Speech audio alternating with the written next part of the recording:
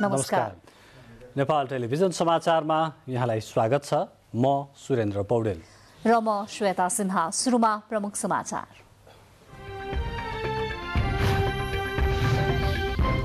संखुवा सभाको माथि स्थित 7 घुम्तीमा भएको बस दुर्घटनामा मृत्यु हुने सबै 15 जनाको शनाखत, घाइते 5 जनाको धरानमा उपचार हुँदै।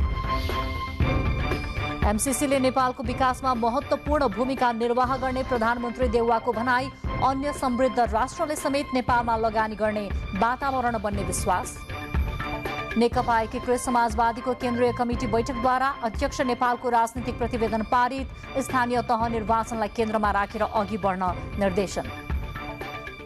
नेपाल टेलिभिजन र रेडियो नेपाललाई सार्वजनिक प्रसारण संस्थामा रूपान्तरण गर्नुपर्ने सञ्चार मन्त्रीको भनाई। विषयवस्तु र प्रस्तुतिमा थप प्रभावकारी बनाउन आवश्यक भएको धारणा। रुस र युक्रेनका विदेश मन्त्री बीच आज टर्कीमा साइडलाइन वार्ता। शीर्ष तहको प्रथम चरणको वार्तामा युद्ध विरामबारे सहमति भने जुटेन। र झापा गोल्ड कप फुटबल प्रतियोगिताको सेमिफाइनल समीकरण पूरा। आज भएको अन्तिम क्वार्टर फाइनल खेलमा विजयी हुँदै आयोजक झापा 11 सेमिफाइनलमा।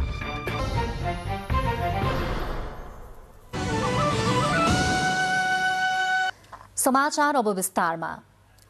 संखुवा सभामा आज भएको बस दुर्घटनामा मृत्यु हुने 15 जनाकै शनाखत भएको छ। मादी 6 स्थित 7 घुम्तीमा भएको बस दुर्घटनाका मृतक सबैको पहिचान खुलेको प्रहरीले जनाएको छ।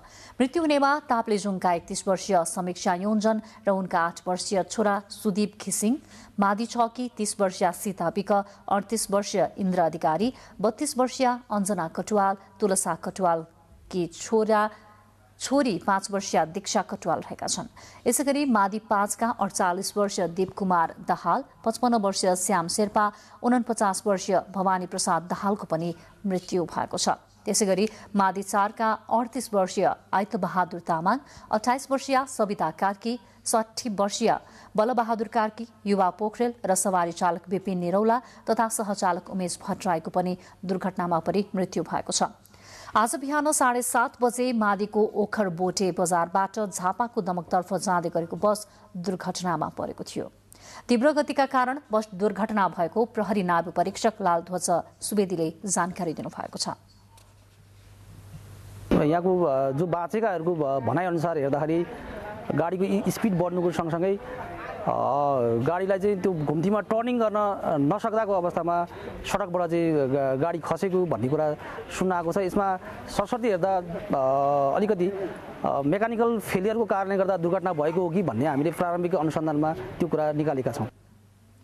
घाइते 5 जनालाई हेलिकप्टरबाट धरान लगिएको र उनीहरूको बीपी कोइराला स्वास्थ्य विज्ञान प्रतिष्ठानमा उपचार भइरहेको प्रहरीले जनाएको छ। यसैबीच राष्ट्रपति विद्यादेवी भण्डारीले सवारी दुर्घटना घटाउनेतर्फ विशेष ध्यान दिन सम्बद्ध पक्षको ध्यानाकर्षण गराउनु भएको छ। संखुवा सभाको मादिमा आज भएको बस दुर्घटनामा 15 जना यात्रुको मृत्यु भएको खबरले आफू मर्माहत भएको बताउँदै राष्ट्रपतिले शोकाकुल परिवारजनमा हार्दिक समवेदना व्यक्त गर्नुभएको छ। साथै उहाँले घाइतेहरूको शीघ्र स्वास्थ्य लाभको कामना गर्नुभएको छ। यसैगरी उपराष्ट्रपति नन्दबहादुर पुनले पनि संखुवा सभामा भएको सडक दुर्घटनाप्रति गहिरो दुःख व्यक्त गर्नुभएको छ। उपराष्ट्रपतिले बस दुर्घटना हुँदा ज्यान गुमाएकाहरूप्रति श्रद्धाञ्जली अर्पण गर्दै घाइतेहरूको शीघ्र स्वास्थ्य लाभको कामना पनि गर्नुभएको छ। प्रधानमन्त्री शेरबहादुर देउवाले हालै संसदबाट पारित भएको एमसीसी सम्झौताले नेपालको विकासमा महत्वपूर्ण भूमिका निर्वाह गर्ने धारणा व्यक्त गर्नुभएको छ। नेपाली कांग्रेस पर्साले वीरगञ्जमा आयोजना गरेको कार्यक्रमलाई सम्बोधन गर्नुहुँदै प्रधानमन्त्री देउवाले एमसीसीबाट प्राप्त हुने अनुदान रकमलाई सदुपयोग गर्न सके चाँडै राष्ट्रको विकास गर्न सकिने बताउनुभयो। उहाँले एमसीसीबाट प्राप्त रकमलाई सदुपयोग गरे विश्वका अन्य समृद्ध राष्ट्रले पनि नेपालमा लगानी गर्ने र मुलुकमा व्याप्त बेरोजगारी तथा पछौटेपन समाप्त हुने विश्वास व्यक्त गर्नुभयो। प्रधानमन्त्री देउवाले चीन र भारत जस्ता विशाल राष्ट्रको बीचमा रहेको नेपालले देश विकासका लागि दुवैको सहयोग लिने र दुवै राष्ट्रसँग सन्तुलित एवं मित्रवत सम्बन्ध राख्नुपर्नेमा जोड दिनु भएको छ।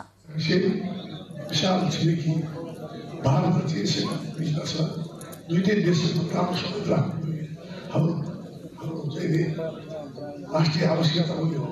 त्यसै कारण चाहिँ अनि भारतका चिजसँग राम्रो सम्बन्ध राख्दै अरू देशको विकासको लागि। फरक प्रसङ्गमा प्रधानमन्त्री देउवाले सरकारमा सहभागी दलहरूसँग समन्वय गरी स्थानीय तहको निर्वाचनमा सहभागी हुने जानकारी दिनुभयो। उहाँले गठबन्धनसँग मिली निर्वाचनमा सहभागी भए स्थानीय प्रदेश र संघ गरी तीनै निर्वाचनमा विजय हासिल गर्ने सम्भावना रहेको बताउनुभयो। यसैगरी आजै वीरगञ्जमा भएको अर्को एक कार्यक्रममा प्रधानमन्त्री देउवाले लघु घरेलु तथा साना उद्योगको विकास नगरी मुलुकको विकास हुन नसक्ने बताउनु भएको छ। घरेलु तथा साना उद्योग महासंघले आयोजना गरेको कार्यक्रममा प्रधानमन्त्री देउवाले औद्योगिक विकासका लागि तीनै तहका सरकारबीच समन्वय गरिने बताउनुभयो। प्रधानमन्त्री देउवाले कोभिड-19 को प्रभाव खेपिरहेका लघु घरेलु तथा साना उद्योगको क्षेत्रलाई उत्थान गर्न सरकार प्रतिबद्ध रहेको पनि बताउनुभयो। मुलुक छिट्टै नै अति कम विकसित मुलुकबाट विकासशील मुलुकमा स्तरोन्नति हुनु गएको सन्दर्भमा यस क्षेत्रको विकास स्तरको लागि तीनै तहका सरकारले एक आपसमा समन्वय गरी लाभकारी योजनाको साथ कार्य गर्न जरुरी छ। कार्यक्रममा खानेपानी मन्त्री उमाकान्त चौधरीले घरेलु तथा साना उद्योगीहरूले देशमा रोजगारी सृजना गर्न र उत्पादन वृद्धि गर्न महत्त्वपूर्ण भूमिका निर्वाह गरिरहेको बताउनुभयो। मलाई केही कार्यक्रम गरेर केही उद्योग धन्दा गरेर यो देशको समृद्धिको लागि केही गर्न खोजिराखेका छन्। कार्यक्रममा उद्यमी व्यवसायीहरूले साना व्यवसायप्रति बैंक तथा वित्तीय संस्थाहरूको गरेको व्यवहारप्रति गुनासो गरेका थिए। नेकपा एकीकृत समाजवादीको केन्द्रीय कमिटी बैठकले अध्यक्ष माधव कुमार नेपालले प्रस्तुत गर्नुभएको राजनैतिक प्रतिवेदन पारित गरेको छ। आज सम्पन्न बैठकले अध्यक्षको प्रतिवेदन सुझावसहित पारित गरेको हो। प्रतिवेदनमा वर्तमान अन्तर्राष्ट्रिय परिस्थिति र राष्ट्रिय राजनैतिक परिस्थितिको विश्लेषण, एमसीसी र त्यसको व्याख्यात्मक घोषणाको चर्चा, पार्टी पुनर्गठनदेखि हालसम्म भएका संगठनात्मक कार्यहरूको समीक्षा र पार्टीका आगामी कार्ययोजना लगायतका विषय समेटिएका छन्। बैठकले मोर्चा संगठन सञ्चालन निर्देशिका र सम्पर्क मञ्च सञ्चालन निर्देशिका पनि सुझावसहित पारित गरेको छ। साथै 15 बुँदे समसामयिक प्रस्तावहरू समेत पारित गरिएको पार्टी प्रवक्ता जगन्नाथ खतिवड़ाले जानकारी दिनुभयो। राजनीतिक परिस्थितिको विश्लेषण, एमसीसी र त्यसको व्याख्यात्मक घोषणाको चर्चा, पार्टी पुनर्गठनदेखि हालसम्म भएका संगठनात्मक कार्यहरूको समीक्षा र पार्टीको आगामी कार्ययोजना लगायतका विषय समेटिएको छ। बैठकले मोर्चा संगठन सञ्चालन निर्देशिका र सम्पर्क मञ्च सञ्चालन निर्देशिका पनि सुझावसहित पारित गरेको छ। साथै 15 बुँदे समसामयिक प्रस्तावहरू पारित गरेको छ। त्यसअघि समूहगत छलफलका क्रममा उठेका प्रश्नहरूको जवाफ दिनुहुँदै अध्यक्ष नेपालले स्थानीय तह निर्वाचनलाई केन्द्रमा राखेर पार्टी गतिविधि अघि बढाउन निर्देशन दिनुभएको थियो। कमजोरी कोबाट कति भयो, कुन तहकाबाट भयो, कुन पदाधिकारीबाट भयो, त्यो अझै तपाईहरुले ममा गर्नुहोस्, आत्मसमीक्षा गर्नुहोस्, आत्मालोचना गर्नुहोस् र त्यस आधारमा फेरि नयाँ ऊर्जाका साथ, नयाँ शक्तिका साथ अगाडि बढ्नुहोस्। बैठकले मुलुकको आर्थिक सूचकहरू कमजोर भइरहेको भन्दै सरकारलाई आर्थिक सुधारका लागि ठोस योजना ल्याउन सुझाव दिएको छ। सञ्चार तथा सूचना प्रविधि मन्त्री ज्ञानेन्द्र बहादुर कार्कीले विषयवस्तुको छनौट र प्रस्तुतिका हिसाबले थप प्रभावकारी बनाउन नेपाल टेलिभिजन र रेडियो नेपाललाई सार्वजनिक प्रसारण संस्थामा रूपान्तरण गर्नुपर्ने बताउनु भएको छ। सार्वजनिक प्रसारण ऐनमाथि सरकारवाला कर्मचारीको चासो विषयक अन्तर्क्रिया कार्यक्रममा पहुँचमा मात्र नभई विषयवस्तुलाई पनि नागरिकले अपनत्व गर्नुपर्ने उहाँले बताउनुभयो।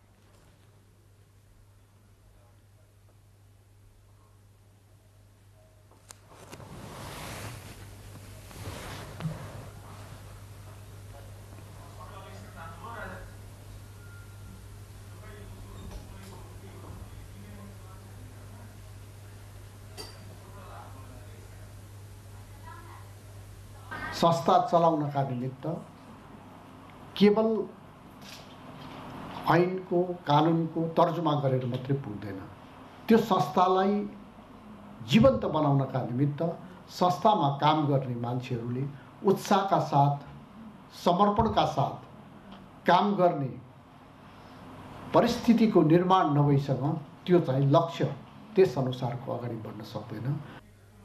रेडियो नेपाल कर्मचारी सङ्घ र युएनआई नेपालद्वारा काठमाडौँमा आयोजित कार्यक्रममा सञ्चार तथा सूचना प्रविधि मन्त्रालयका सचिव डाक्टर वैकुण्ठ अर्यालले सार्वजनिक प्रसारण संस्था राज्यसँग पनि जोडिनुपर्ने बताउनुहुँदै स्पष्ट धारणा बनाएर अघि बढ्नुपर्नेमा जोड दिनुभयो।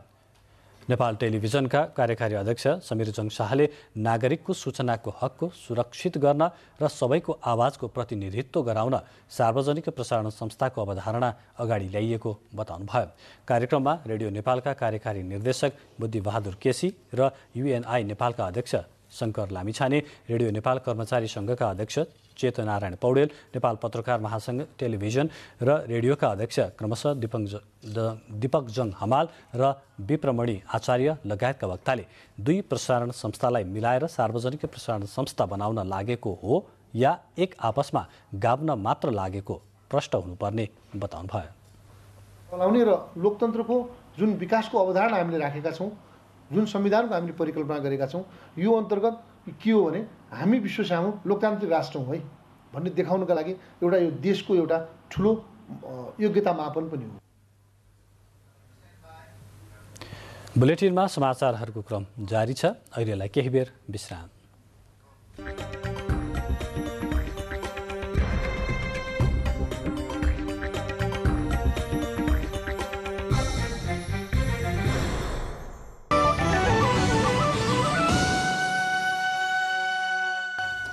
अब बाँकी समाचार। प्रधान न्यायाधीश शोलेन्द्र शमशेर जबरा विरुद्ध लगाइएको महाअभियोगका विषयमा छानबिनका लागि प्रतिनिधि सभाले महाअभियोग सिफारिस समिति गठन गरिसकेको छ। तर संसदमा महाअभियोग प्रस्ताव टेबल नहुँदा प्रक्रियागत रूपमा महाअभियोग सिफारिस समितिले काम अघि बढाउन भने पाएको छैन। प्रतिनिधि सभाले गत आइतबार नेपालको संविधान 2072 को धारा 101 को उपधारा 3 बमोजिम 11 सदस्यीय महाभियोग सिफारिस समिति गठन गरेको थियो। समिति गठन भए पनि प्रधान न्यायाधीश विरुद्ध महाभियोग दर्ता भएको प्रस्ताव भने टेबल भएन। महाभियोग प्रस्ताव संसदमा टेबल हुन नसक्दा सिफारिस समितिले प्रधान न्यायाधीश विरुद्ध लगाइएको आरोपको छानबिन प्रक्रिया अघि बढाउन पाएको छैन। महाभियोग प्रस्ताव संसदमा टेबल गर्नका लागि सभामुखले महाभियोगको प्रस्ताव उप छलफल हुने गरी दिन र समय तोक्नुपर्ने हुन्छ। तोकिएको दिन र समयमा सभामुखले नाम बोलाएपछि प्रस्तावक सदस्यहरूले महाभियोगको प्रस्ताव बैठकमा प्रस्तुत गर्नुपर्ने हुन्छ। सत्तारूढ दल नेपाली कांग्रेस, नेकपा माओवादी केन्द्र र नेकपा एकीकृत समाजवादी पार्टीका प्रमुख सचेतकहरू प्रस्तावक रहेर प्रधान न्यायाधीश विरुद्ध महाभियोग प्रस्ताव संसदमा दर्ता भएको थियो। समिति त अस्तिको हाम्रो हाउसबाट चाहिँ समिति गठनको प्रक्रिया सुरु भयो। सुरु भइसकेपछि के छ कि प्रक्रियागतले अब त्यो हाउसमा अब हाम्रो फेरि चाहिँ त्यहाँ पेश हुन्छ, संसदमा पेश हुने हो। पेश भइसकेपछि त्यसपछि सैद्धान्तिक छलफलमा हुन्छ। सैद्धान्तिक छलफलमा चाहिँ त्यहाँ टेबल भइसकेपछि सैद्धान्तिक छलफलमा हुन्छ। त्यसपछि हाम्रा मान्यज्यूहरूले बोल्ने क्रम अब जो इच्छुक हुनुहुन्छ बोल्ने आफ्नो इच्छा जाहेर गर्नुहुन्छ, बोल्नुहुन्छ। त्यो बोल्ने क्रम अब एक दिन पनि चल्न सक्छ, 2 दिन पनि हुन सक्छ। अब त्यो बोल्ने जति सङ्ख्यामा जान्छ त्यो अनुसारले चाहिँ हाउस सञ्चालन हुने हो। त्यसपछि बोल्ने क्रम सकिसकेपछि त्यहाँबाट मात्र सिफारिस समितिमा पठाउने काम हुन्छ। त्यहीँबाट त सिफारिस समितिमा पठाउने काम सुरु भइसकेपछि त्यहाँबाट जब समितिमा पठाउने हुन्छ त्यसपछि हामी चाहिँ बस्ने प्रक्रिया हामी चाहिँ सुरु गर्छौँ। प्रतिनिधि सभाको बैठक आगामी आइतबार अर्थात् फागुन 29 गतेका लागि बोलाइएको छ। सो बैठकमा महाभियोग प्रस्ताव सम्बन्धी संसदको कार्यसूचीमा परेको अवस्थामा महाभियोग प्रस्तावका विषयमा सामान्य छलफल हुनेछ। संसदमा सामान्य छलफलपछि मात्र महाभियोग सिफारिस समितिले औपचारिक रूपमा छानबिनका लागि आवश्यक कार्यविधि तथा आफू मध्येबाट समितिको सभापति चयन गर्नेछ। कारबाही प्रारम्भ भएपछि आरोपित प्रधान न्यायाधीश जबरालाई 7 दिनभित्र लगाइएको आरोपको सफाई पेश गर्ने समय दिइनेछ। बढी सम्भावना छ यो 29 गते यो जुन बैठक बसिरहेछ 1 बजे 29 गतेको आइतबार 1 बजे त्यसैमा लगभग बढी सम्भावना छ त्यो चाहिँ टेबल हुने। त्यो दिन नै सैद्धान्तिक छलफल लगभग हुन्छ। त्यति बेला के हुन्छ, एउटा कार्यविधि हामी बनाउँछौँ। कार्यविधि चाहिँ बनाउने हो बसेर नै हामी सबैजना एउटा कार्यविधि अब कुन तरिकाले जाने कसरी जाने त्यो आखिर नियम कानुन अन्तर्गत नै संविधान अन्तर्गत नै हुन्छ। जे जब व्यवस्था होला त्यो अन्तर्गत नै हामी कानुन बनाउँछौँ र कोड अफ कन्डक्ट पनि हामी लागू गरेर त्यसपछि हामी अगाडि बढ्छौँ। गठित समितिले महाभियोग सम्बन्धी कारबाहीका लागि प्रतिनिधि सभा समक्ष सिफारिस गर्नेछ र महाभियोग प्रस्ताव प्रक्रियागत रूपमा अघि बढ्नेछ। महाभियोगको प्रस्ताव पेश गर्ने आधार र कारण विद्यमान भए नभएको छानबिन गरी सिफारिस गर्ने कार्य भने महाभियोग सिफारिस समितिले गर्नेछ। नेपाल टेलिभिजनका लागि क्यामेरामा प्रद्युम्न ढुङ्गेलका साथ सन्तोष ताल, काठमाडौँ। निर्वाचन आयोगले आगामी वैशाख 30 गते हुने स्थानीय तह निर्वाचनमा प्रयोग हुने मतपत्रको रङ हरियो बनाउनु पर्ने प्राविधिक कारण रहेको स्पष्ट पारेको छ। आयोगमा आयोजित नियमित पत्रकार सम्मेलनमा आयोगका सहप्रवक्ता सूर्यप्रसाद अर्यालले मतपत्र र स्वस्तिक छाप बीचको रङमा भिन्नता ल्याउन मतपत्रको रङ परिवर्तन गर्ने निर्णय भएको प्रश्न पार्नुभयो। मतपत्रमा छपाई भएको चिन्ह विवरण तथा सुरक्षण चिन्ह र स्वस्तिक छापको मसी निलो हुँदा रातको समयमा गणना गर्न गाह्रो भएका कारण मतपत्रको रङ परिवर्तन गर्ने निर्णय गरिएको उहाँले जानकारी दिनुभयो।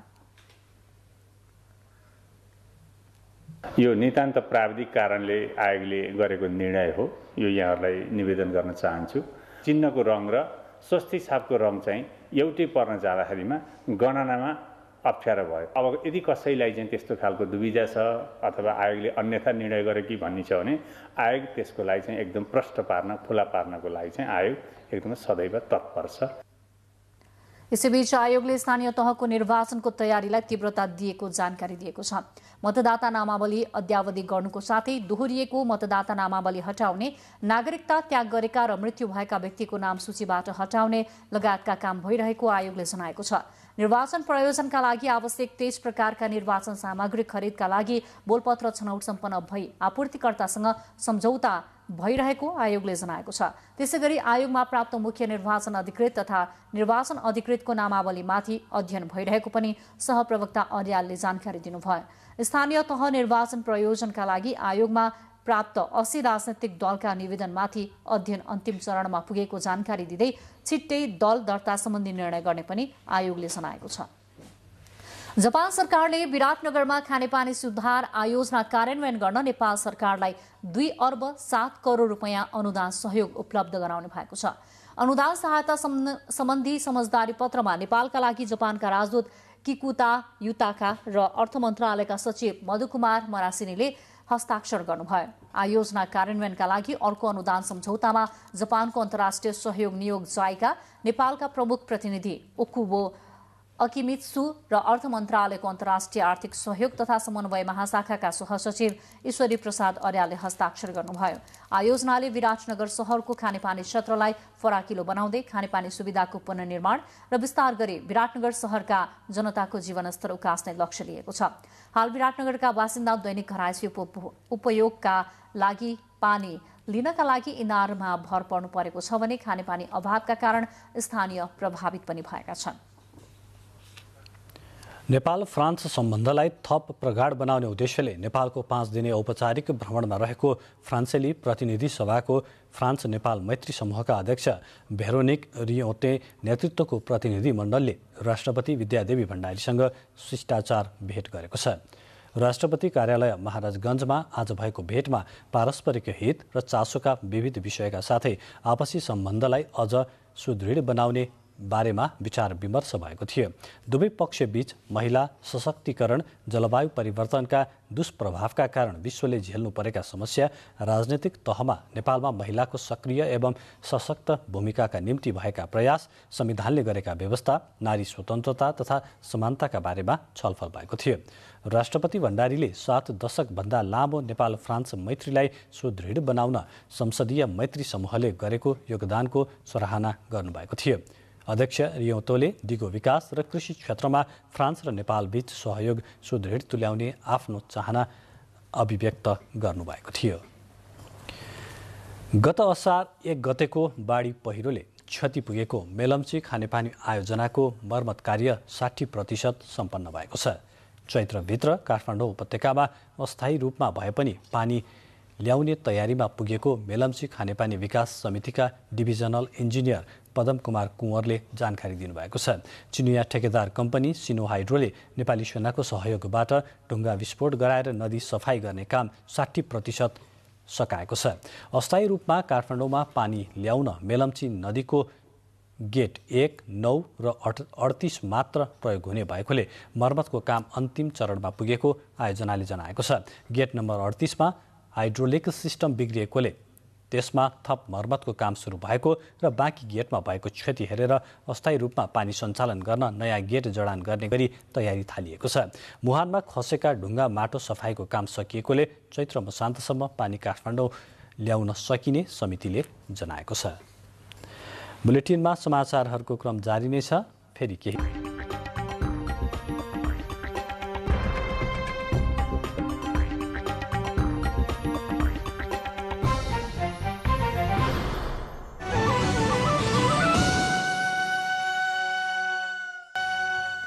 अब बाँकी समाचार। पछिल्लो 24 घण्टामा नेपालमा 112 जनामा कोरोना भाइरस संक्रमण पुष्टि भएको छ। स्वास्थ्य तथा जनसङ्ख्या मन्त्रालयका अनुसार 6,801 पीसीआर परीक्षणमा 77 जनामा र 2,527 एन्टिजेन परीक्षणमा 35 जनामा गरी 112 जनामा कोरोना संक्रमण पुष्टि भएको हो। मन्त्रालयका अनुसार कोरोना संक्रमणका कारण पछिल्लो 24 घण्टामा कसैको पनि मृत्यु भने भएको छैन। यसैबीच 24 घण्टामा कोरोना संक्रमण मुक्त हुनेको संख्या भने 429 रहेको पनि मन्त्रालयले जनाएको छ। मृगौलाको सुरक्षा कसरी गर्ने, मृगौला रोग लागेकाहरूको उपचार कसरी गर्ने लगायतका विविध पक्षलाई समेटेर नेपालमा पनि आज विश्व मृगौला दिवस मनाइएको छ। नेपालमा वर्षेनी 3,000 को मृगौला बिग्रने गरेको तथ्याङ्क छ। तर तीमध्ये केवल 2,500 जनाको मात्रै मृगौला प्रत्यारोपण हुने गरेको तथ्याङ्क छ।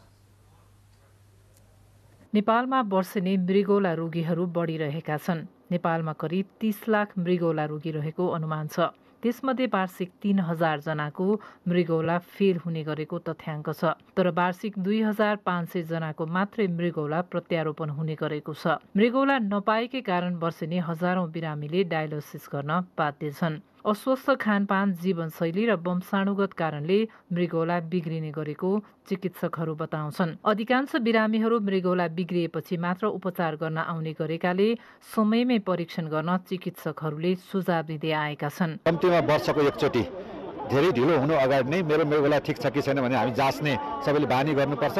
सुरुमै जाँच्यो भने मृगौला रोगको सुरुको अवस्था पत्ता लाग्न सक्छ, उपचार गरेर निको हुन सक्छ र प्रत्यारोपण डायलिसिसको आवश्यकता नहुन सक्छ। मृगौलाको परीक्षण अहिले साधारण जिल्ला अस्पतालसम्म पनि उपलब्ध छ। 1000 रुपियाँ पनि पर्दैन। रगतको जाँच, पिसाबको जाँच र भिडियो एक्सरे यति गरेर मृगौलाको मोटामोटी अवस्था थाहा हुन्छ। मृगौला प्रत्यारोपण गरेकाहरू पनि स्वस्थ मानिस रहने जीवनयापन गर्न सक्छन् भन्ने सन्देश दिन स्वस्थ मानिस र मृगौला रोगीबीच मैत्रीपूर्ण फुटबल प्रतियोगिताको आयोजना गरियो। प्रतियोगितामा स्वास्थ्य तथा जनसङ्ख्या मन्त्री विरोध खतिवडा, शहरी विकास मन्त्री रामकुमारी झाँक्री, कलाकारहरू मदन कृष्ण श्रेष्ठ, हरिवंश आचार्य सहभागी हुनुभयो। त्यस बखत स्वास्थ्य मन्त्री खतिवडाले अङ्गदान गर्ने प्रक्रियालाई सरलीकरण गर्न ऐन संशोधन गरेर नाताको दायरा बढाइएको बताउनुभयो। सानो स्केलको नाता गर्दा श्रीमान श्रीमती दाजुभाइ अथवा यस्तो यस्तो ढङ्गबाट थियो भने अब अहिले मितमा पनि पुग्न पाउने, मित छोराछोरी त्यसको सेवाग्राही लाभग्राहीले पाउन सक्नु र दिन चाहेको मान्छेले पनि दिन पाओस् र धेरैभन्दा धेरै उपचार पाउन सक्नु भनेर त्यो दान गर्न पाउने सर्कललाई हामीले ठुलो बनाएका छौँ। त्यसपछि तपाईँले भन्दा त्यो बेलाको भन्दा अहिले वृद्धि भएको छ। एकातर्फ अङ्गदानबारे सबैजना सचेत नहुँदा मस्तिष्क मृत्यु भएका व्यक्तिका परिवारले अङ्गदान गर्नेतर्फ चासो दिन सकेका छैनन्। अर्कोतर्फ मृगौला प्रत्यारोपण गर्न चाहेर पनि गर्न नसकेका कारण हजारौं बिरामी डायलासिस गर्न बाध्य छन्। केस यति धेरै लामो समय बिरामी छ, यसरी थलिएर बसेको छ भने कसैको मनमा, आफ्नो आफन्तको मनमा होइन त्यसरी जागेर आयो भने त त्यो हिसाबले होला। अब विकल्पै नरहेपछि त हामी यही हो, यही डायलिसिसमै बसिरहेछौँ, यही गरिरहेछौँ। त्यही हो, आफैले खुसी खोजिरहेछ, त्यति नै बस। वर्षेनी दुर्घटना लगायतका विभिन्न कारणले मस्तिष्क मृत्यु भएका मानिसको अङ्गदान गराउन सकिए 1 जनाबाट 8 जनाले जीवनदान पाउनेछन्। क्यामेरामा विनय देसारका साथ सुभद्रा गौतम, नेपाल टेलिभिजन, काठमाडौँ। संघीय सरकारको लक्ष्य अनुसार हिमाली जिल्ला म्याग्दीले पनि तीव्र गतिमा कोरोना विरुद्धको खोप अभियान सञ्चालन गरिरहेको छ। हालसम्म म्याग्दीमा 74,000 बढीले कोरोना विरुद्धको खोप लगाइसकेका छन्। म्याग्दीमा कसरी सञ्चालन भइरहेको छ त खोप अभियान? आजको कोरोना केयरमा।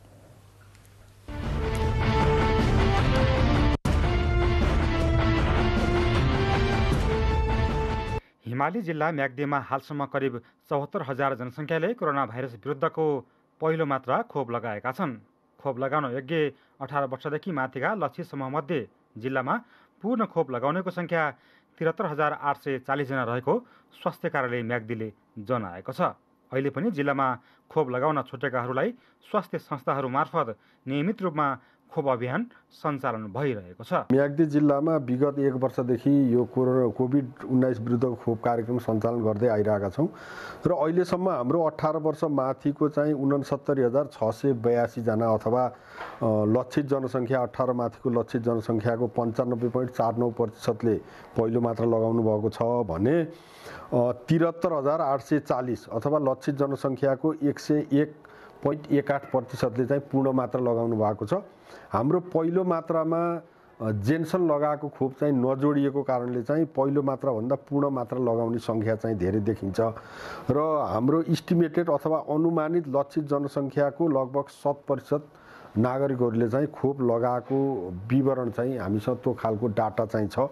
यसैबीच म्याग्दी जिल्लामा हालसम्म कुल 16,479 जनाको कोरोना भाइरसको परीक्षण गरिएको छ। त्यसमध्ये 9,093 जनाको एन्टिजेन र 7,386 जनाको PCR विधिबाट परीक्षण गरिएकोमा 4,127 जनामा कोरोना भाइरसको संक्रमण पुष्टि भएको स्वास्थ्य कार्यालय म्याग्दीको तथ्याङ्कमा उल्लेख छ। यो चाहिँ हामी अहिले चाहिँ एकदमै कम भएको अवस्था छ। हाम्रो आजको मितिमा 13 जना एक्टिभ केस हुनुहुन्छ आजको मितिमा, जबकि हामी यही माघ महिनाको 20 तिर चाहिँ एकदम धेरै 300-400 जना एक्टिभ केसमा पनि पुगेका थियौँ र अहिलेसम्म हामीले हेऱ्यो भने हामीले जम्मा 7,386 जनाको PCR टेस्ट गरेका छौँ, 9,093 जनाको चाहिँ एन्टिजेन टेस्ट गरेका छौँ। त्यसमा चाहिँ 4,127 चाहिँ पोजिटिभ आउनुभयो। यो 4,127 चाहिँ 2,233 जना चाहिँ PCRबाट र 1,894 जना चाहिँ एन्टिजेनबाट गरेर जम्मा 4,127 पोजिटिभ हुनुभएको छ।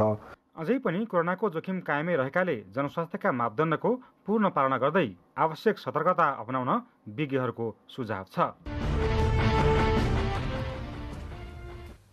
तपाईँ यति बेला नेपाल टेलिभिजन समाचारको बेलुकी 8 बजेको समाचार बुलेटिनका साथमा हुनुहुन्छ।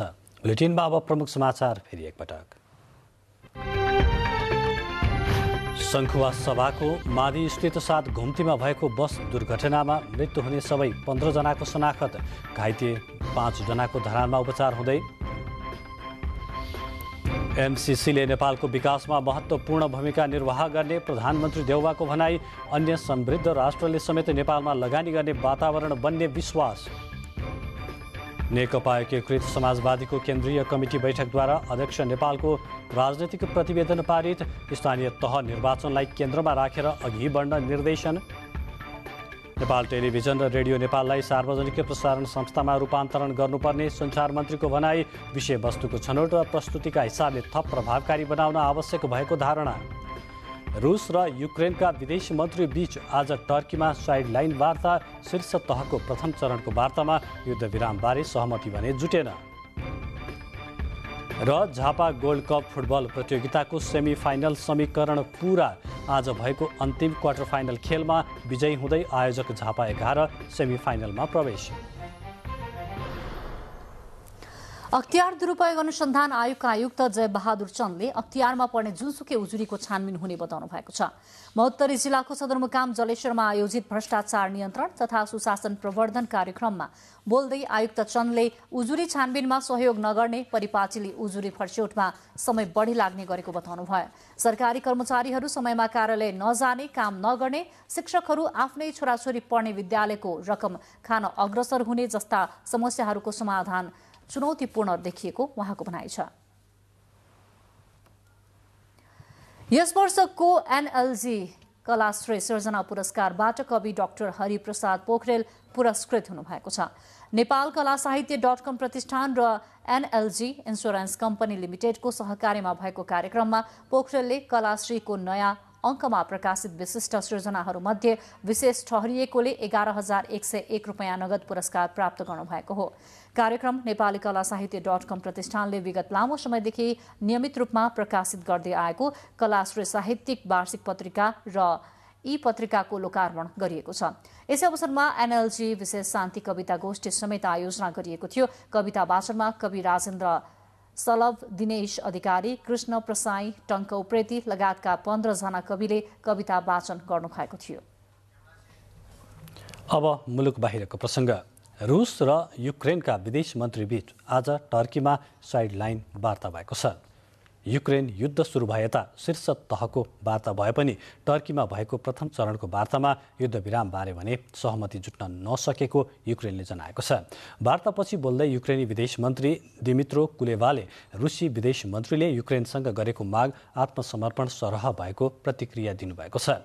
तर युक्रेनी भूमिमा मानवीय सहायताका मुद्दामा समाधान खोज्ने प्रयास जारी राख्न दुवै पक्ष सहमत भएको कुलेवाले बताउनु भएको छ।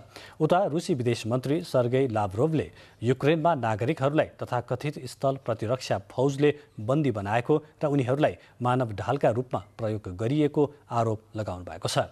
युक्रेनी समकक्षी कुलेवालाई टर्कीमा भेट गरेपछि बोल्नुहुँदै लाभरोभले यस्तो आरोप लगाउनु भएको हो। बाँकी समाचार अघि छोटो विश्राम।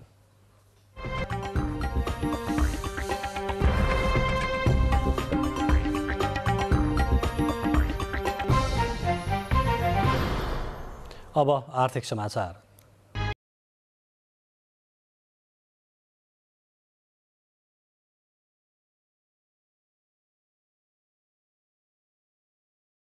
कोरोनाका कारण न्यून रहेको विदेशी पर्यटक आगमन सन् 2022 को सुरुवातदेखि वृद्धि हुन थालेको छ।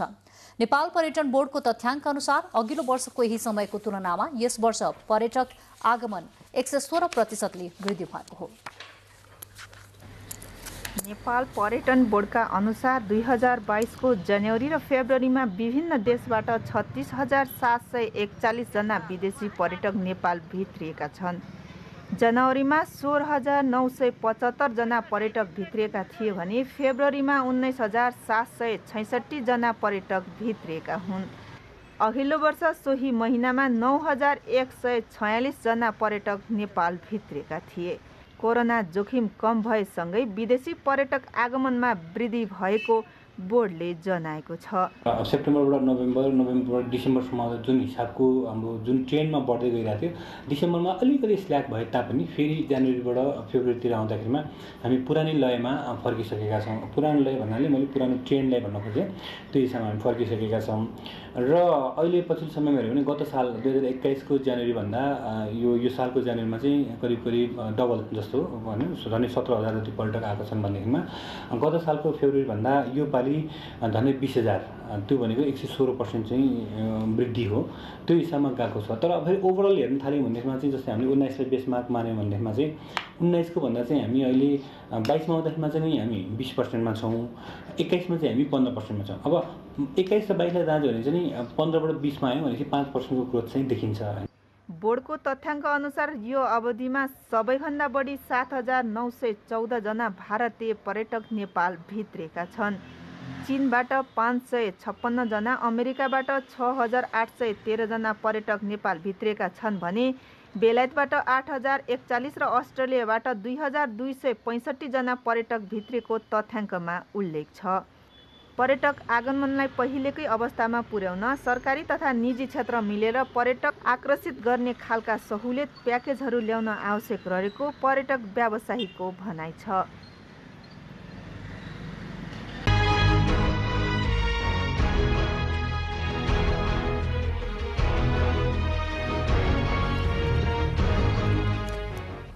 अब खेल समाचार।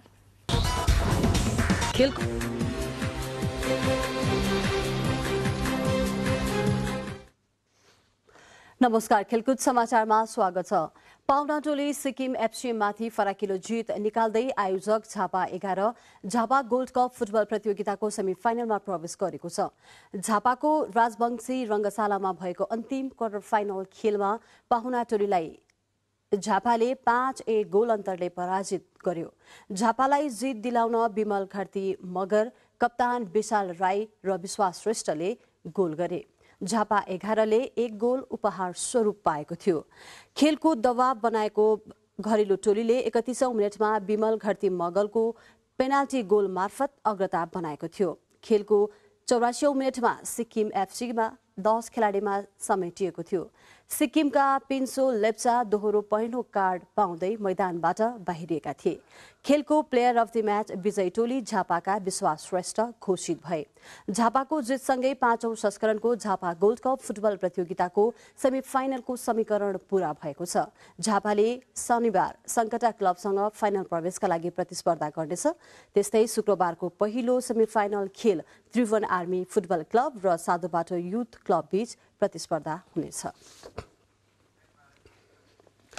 कोरोना संक्रमणका साथै विभिन्न कारणले रोकिएको नवौं राष्ट्रिय खेलकुद प्रतियोगिता अब भने हुने पक्का भएको छ। नवौं राष्ट्रिय खेलकुद पोखरा रंगशालामा सम्पन्न गर्नका लागि पूर्व तयारी स्वरूप नेपाल सरकारका युवा तथा खेलकुद मन्त्री महेश्वर जङ गहतराजले पोखरामा रहेको रंगशालाको अवलोकन गर्नु भएको छ। विभिन्न खेलकुदका संरचनाको प्रत्यक्ष निरीक्षण अवलोकन गर्दै अबको 3 महिना अर्थात् ज्येष्ठ महिनामा नवौं राष्ट्रिय खेलकुद प्रतियोगिता आयोजना गर्ने मन्त्री गहतराजले बताउनु भएको छ।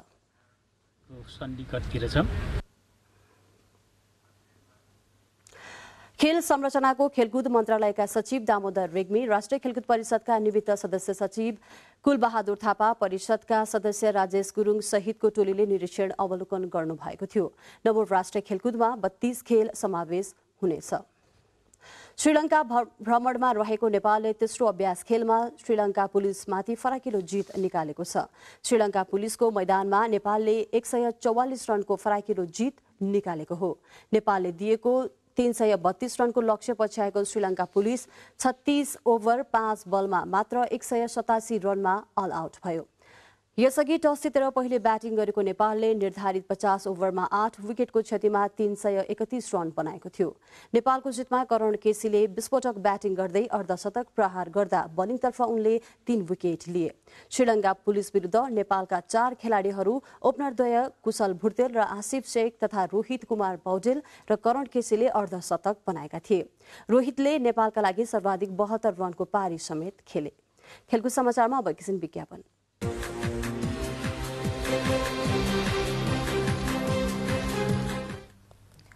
अब मौसम। देशको सुदूरपश्चिम कर्णाली र गण्डकी प्रदेशका पहाडी भूभागमा आज राति आंशिकदेखि सामान्य बदली रही अन्य भूभागमा मौसम सामान्यतया सफा रहने तथा सुदूरपश्चिम कर्णाली र गण्डकी प्रदेशका पहाडी भूभागका 1-2 स्थानमा मेघगर्जन सहित हल्का वर्षाको सम्भावना रहेको छ। साथै 1-2 स्थानमा हल्का हिमपातको सम्भावना पनि रहेको मौसम पूर्वानुमान महाशाखाले जनाएको छ।